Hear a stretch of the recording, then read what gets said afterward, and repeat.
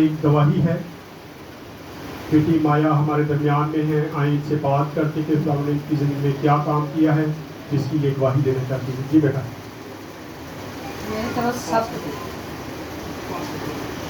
मेरी तरफ सबने सलाम।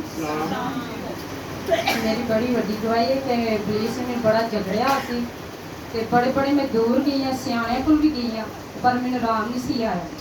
सियाने ने कहा तू ए कुछ लिया के कुकर लिया, चावल लिया, फिफड़े अपने दवार के सुट, होर जगह तो मैं दवा कराती तो पर मैंने आराम नहीं सी आया। जिथे जाने से कहती सी असी क्या लाख रुपये मेरा मियाँ कमा रहे तो पर कोई पूरी नहीं पै कहती असी की करिए लाख रुपये कमा रहे, सानू 9,000 ना हदिया विचों कढ़ के दे।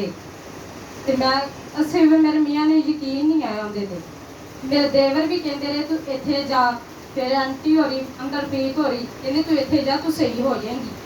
तो पर मेरा जो बलीस सी वो तंग मैनू करता तू इत्थे जा करी उत्थे जा।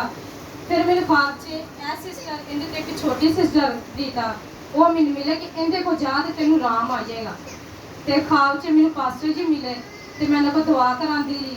बड़ा मेरा बलीस तंग करता सी कि सुबह को 5 बजे तो मेरा बीपी लो हो जाता सी इन्ना क्योंकि मैं बच्चों भेज नहीं सा। 8 बजे कि शैशे मेरे वास्ते लैके आओ कि मैं पिया तो सही हो जावा। तो मैंने बीपी इन्ना लो हो जाता सी, मैं बड़ी बीमार रहन लग पई सी। मैनू नाप का मसला, बीमार रहन लग पई, मैदे का मसला, बड़िया मेरी बीमारियां लग जाती। फिर मैं पास्टर को दुआ कराती रही। खुदा दा शुक्र कि हुण मैं सही है।